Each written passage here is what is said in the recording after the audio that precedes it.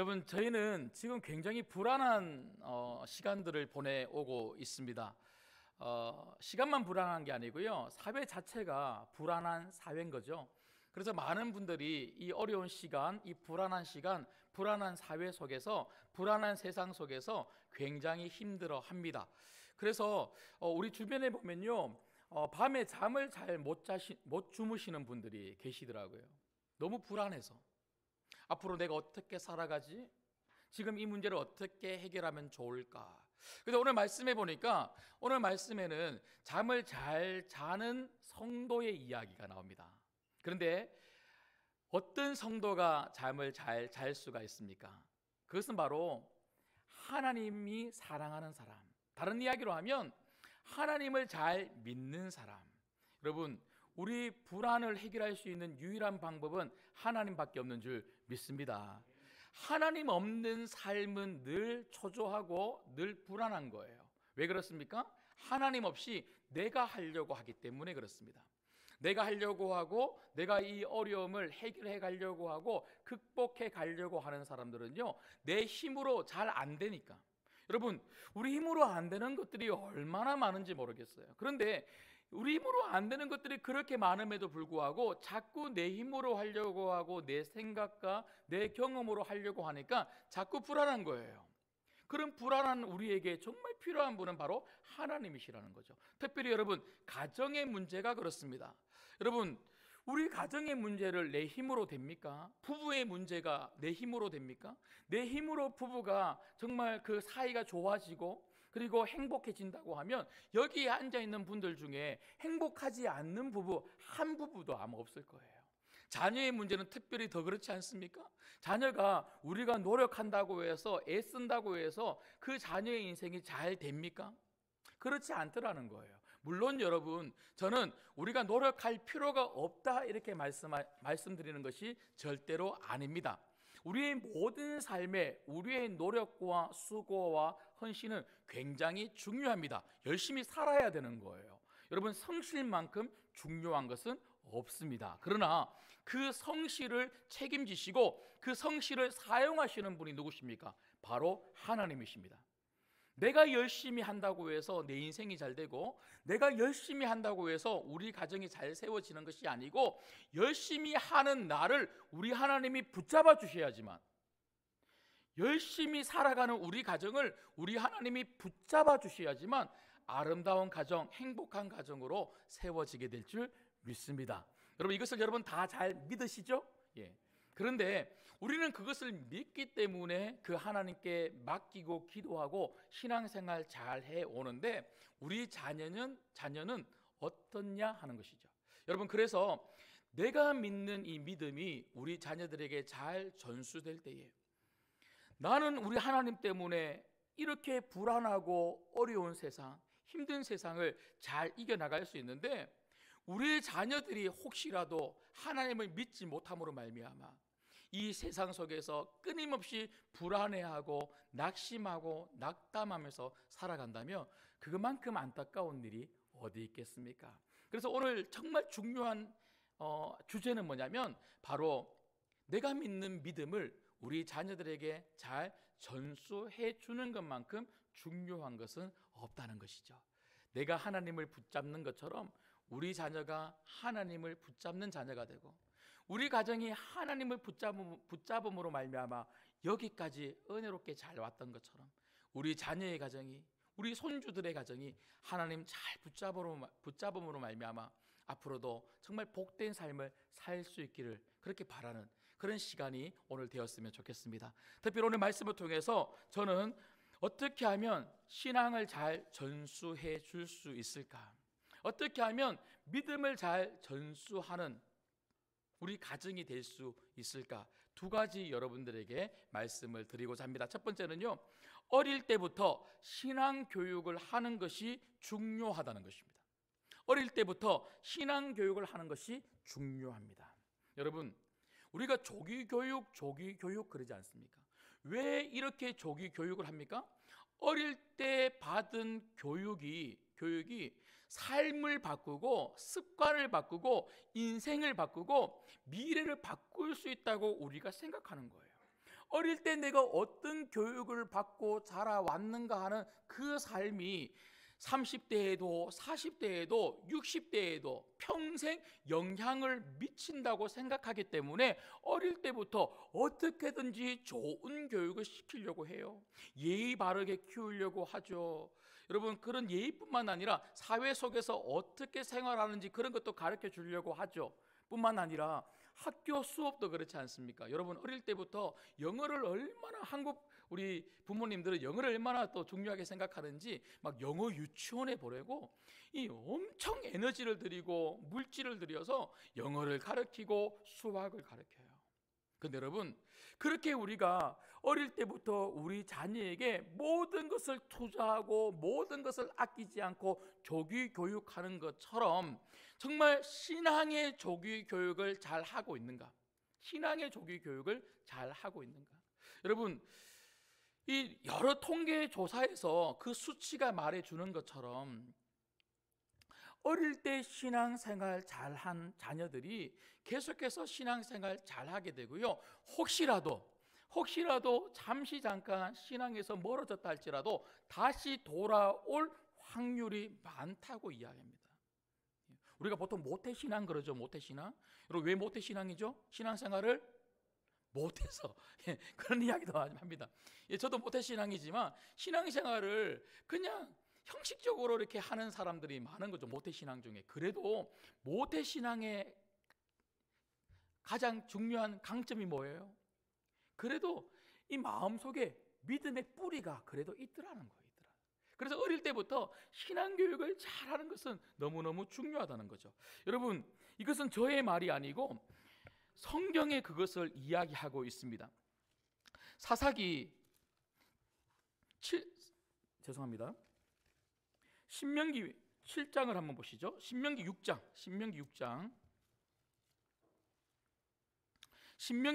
7절을 보시면요, 저희가 다음 세대여 다시 일어서라, 이 주제가 바로 여기서 나왔는데, 신명기 6장 7절에 보시면 이런 말씀이 있습니다. 네 자녀에게 부지런히 가르치며 집에 앉았을 때이든지 길을 갈 때이든지 누워 있을 때이든지 일어날 때이든지 이 말씀을 강론할 것이며. 무슨 말입니까?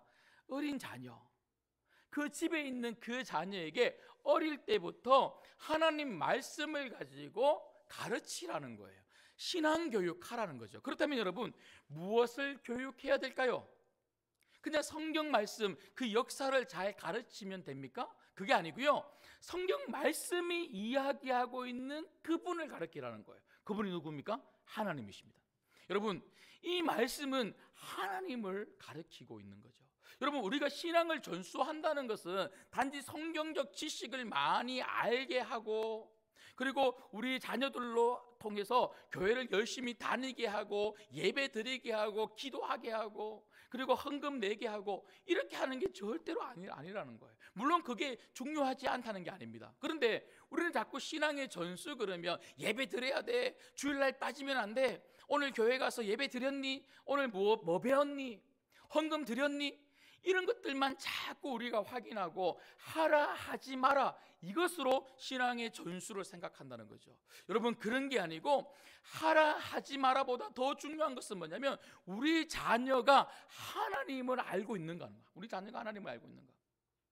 여러분, 사사기 2장에도 보면 다음 세대가 아닌 다른 세대가 나온 이유가 뭡니까? 2장 10절에 보니까 다른 세대들은 하나님을 알지 못했다고 이야기합니다. 여러분, 아무리 교회에 오래 다니고 그리고 부모님을 따라서 열심히 교회에 나오고 예배를 드리고 헌금을 드리고 기도를 하고 해도 정말 그들이 하나님을 알지 못하고 하나님을 만나지 못하고 하나님을 믿지 못하면 안 된다는 것이죠. 여러분, 그래서 신앙교육의 핵심이 뭐냐? 그건 바로 하나님입니다. 하나님. 여러분, 오늘 저희가 읽었던 시편 127편에도 보면 제일 많이 나오는 게 뭐냐면 바로 여호와 하나님입니다. 여호와 하나님. 그래서 우리 자녀들이 하나님을 알 수 있도록 하나님을 만날 수 있도록 교육을 해야 한다는 것이죠. 여러분, 그런가 하면 두 번째는요,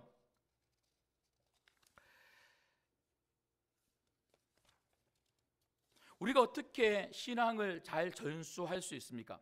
어떻게 믿음을 잘 전수할 수 있을까요? 그것은 바로 부모가 자녀들의 신앙의 멘토가 되어야 합니다. 부모가 자녀들의 신앙의 멘토가 되어야 합니다. 여러분, 미국의 유명한 시인인데요, 윌리스 스티븐슨이라고 하는 분이 이런 말을 했다고 합니다. 아들의 삶은 아버지의 삶에 대한 처벌이다. 이게 무슨 말이냐면 아버지의 영향이 자녀에게 굉장히 크다는 거예요. 그래서 아버지의 부정적 영향을 받아서 자녀가 그 인생을 망가뜨려진다면, 자녀 인생이 망가뜨려진다면, 망가뜨려진 그 자녀의 인생은 그 부모에게 너무나 가슴 아픈 처벌이 될 수밖에 없다, 이 말이에요. 여러분, 이걸 다른 이야기로 하면 나의 부정적인 삶을 통해서 우리 자녀의 인생이 망가뜨려지는 것이 아니라 나의 긍정적인 삶을 통해서 우리 자녀가 바로 세워진다면 그 자녀의 삶이 우리에게 뭐가 된다는 겁니까? 기쁨이 되고 행복이 되고 힘이 된다는 거예요. 여러분, 오늘 또 저희가 127편 말씀에 읽어보면 4절 5절 말씀에 보시면 오늘 솔로몬은 그 자녀를 무엇으로 비교하고 있냐면요, 화살통에 있는 화살로 비교하고 있습니다. 화살통에 있는 화살로 비교하고 있습니다. 여러분, 그런데 그냥 자녀가 많다고 해서, 그러니까 화살은 어떤 전쟁에서의 힘 아닙니까? 힘. 그러니까 자녀들이 부모에게 그리고 그 가정에 힘이 된다고 이야기하는 거예요. 그런데 단지 자녀만 많다고 해서 힘이 되는가? 그 자녀가 그냥 힘이 되는가? 그렇지 않다는 거죠. 여러분, 시편 127편 4절 5절의 말씀은 어디와 연관되어 있냐면요, 3절의 말씀과 연관되어 있어요. 3절 말씀 보시죠. 자, 3절 말씀을 같이 읽겠습니다. 시작.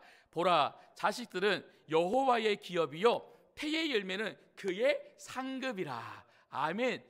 여러분, 우리 자녀는 누구라고 지금 솔로몬이 설명하고 있냐면 하나님이 주신 기업이요 하나님이 주신 상급이다. 하나님의 기업, 하나님의 상급이라고 이야기합니다. 그러므로 그냥 자녀가, 그냥 자식이 가정에 우리에게 힘이 되는 것이 아니고 하나님을 잘 믿는 자녀, 하나님을 잘 믿는 그 자녀가 그 가정의 기업이 되고 그 가정의 상급이 되고 그 부모에게 기쁨이 되고 힘이 될 수 있다는 거예요.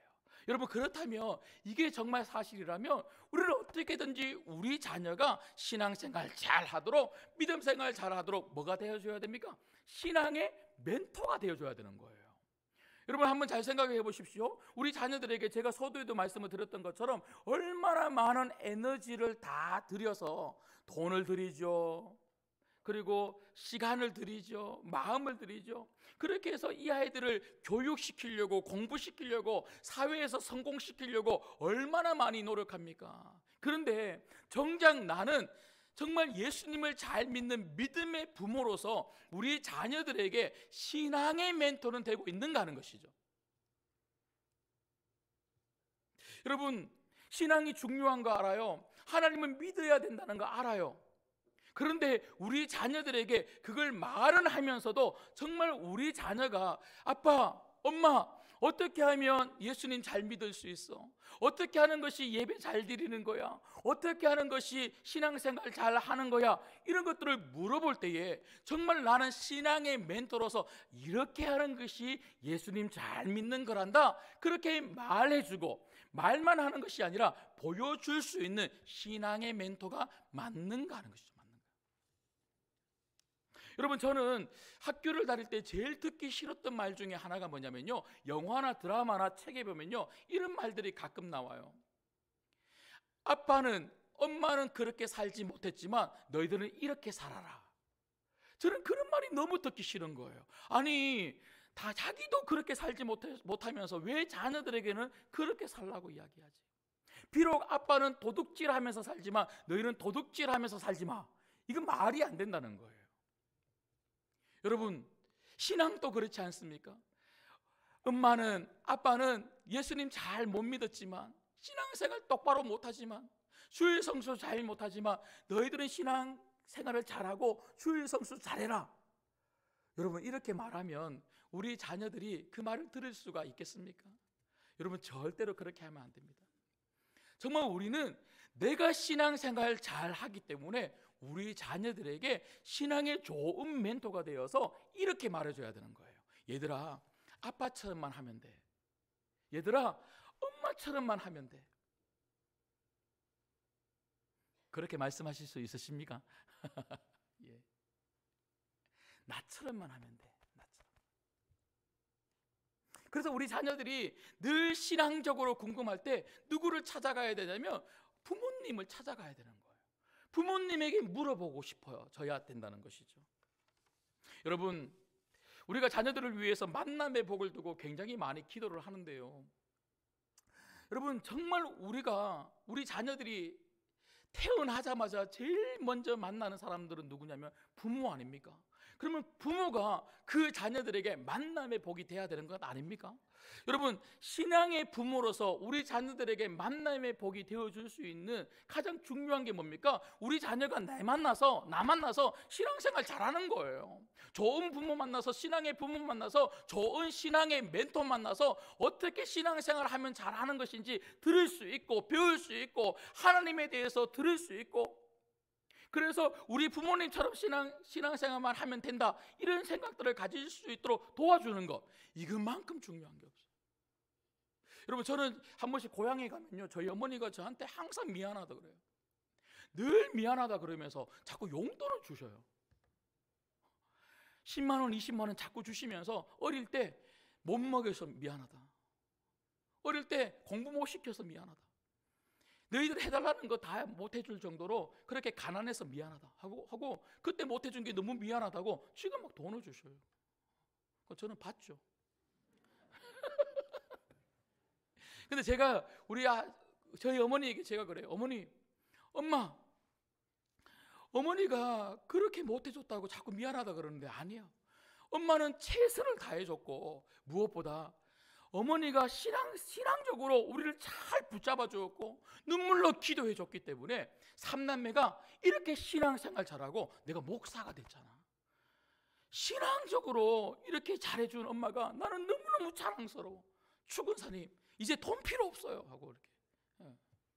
그래도 주면 좋죠 뭐. 네. 예, 여러분, 우리 자녀들이 그래야 되는 거예요. 우리 자녀들에게. 자, 마지막으로 한 가지만 더 말씀을 드리고 마치도록 하겠습니다. 여러분, 저는 교회 안에서도, 우리가 가정 안에서도 부모가 우리 자녀들에게 좋은 신앙의 멘토가 되어줘야 하지만, 교회 안에서도 서로가 좋은 신앙의 멘토가 되어주는 것만큼 중요한 게 없다고 생각합니다. 여러분, 물론 이렇게 담임 목사의 설교나 어떤 강의, 그리고 신방, 이런 부분을 통해서 여러분들이 은혜를 받고, 그리고 여러분들이 담임 목사의 말씀을 통해서 잘 자란다는 것 저도 알고 있습니다. 그러나 꼭 담임 목사의 말씀뿐만 아니라 교회는 어떻게 해서 건강해지는가? 교회는 어떻게 해서 믿음의 사람들이 잘 세워지냐면 바로 신앙의 멘토, 신앙의 선배들 때문에 잘 세워지는 거예요. 여러분, 잘 생각해 보십시오. 여러분, 어떤 교회가 좋은 장로님들이 많이 나오는 줄 아십니까? 좋은 장로님들이 많은 교회입니다. 여러분, 왜 그렇습니까? 여러분, 저는 목회를 하면서 제일 안타까운 게 뭐냐면 보고 배우지 못한 사람들이에요.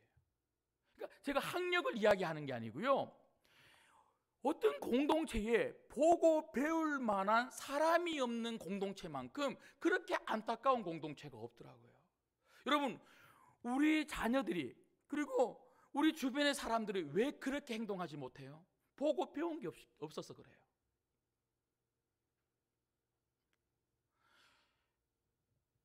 교회 안에도 정말 보고 배울 만한 신앙의 멘토가 없으면요, 좋은 믿음의 장로님, 믿음의 권사님, 믿음의 안수 집사님들이 세워지지 않는 거예요.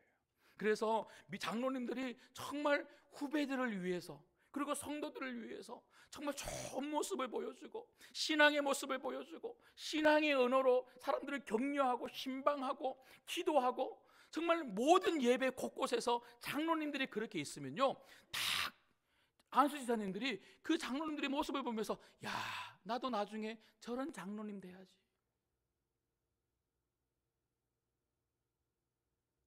나도 나중에 저런 권사님 돼야지, 막 장로 되고 싶고요, 권사님 되고 싶고요, 안수 집사님 막 되고 싶은 거예요.